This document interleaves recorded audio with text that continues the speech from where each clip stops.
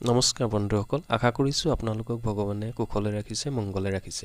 মোৰ চেনেলটোলৈ আপোনালোক প্ৰথমবাৰ আহিছে যদি প্লিজ চেনেলটো ছাবস্ক্ৰাইব কৰি ল'ব আৰু লাইক এটা কৰি দিব আৰু লগৰ বন্ধু বান্ধৱীসকললৈ শ্বেয়াৰ কৰি দিব। আমি আজি জানো আহক, সপোনত ঋণ লোৱা দেখিলে কি হয়। সপোনত যদি আপুনি ঋণ লৈছে তাৰ ফলাফল কি হ'ব পাৰে। সাধাৰণতে সত্যবাদী, জিতেন্দ্ৰীয়, পৰোপকাৰী আৰু আনৰ দুখত কাতৰ হোৱা ব্যক্তিৰ সপোন সদায় ফল ধৰে। পুৰুষৰ ক্ষেত্ৰত সোঁফাল আৰু নাৰীৰ ক্ষেত্ৰত শৰীৰৰ বাওঁফাল তল কৰি শুই থকা অৱস্থাত দেখা সপোন সঁচা হয় বুলি বিশ্বাস আছে।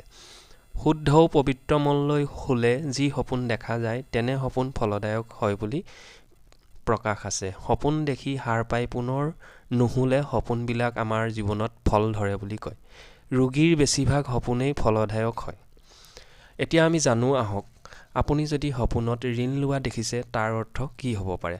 বন্ধুসকল, এতিয়ালৈকে মোৰ যদি চেনেলটো আপোনালোকে ছাবস্ক্ৰাইব কৰা নাই প্লিজ চেনেলটো ছাবস্ক্ৰাইব কৰি লওক।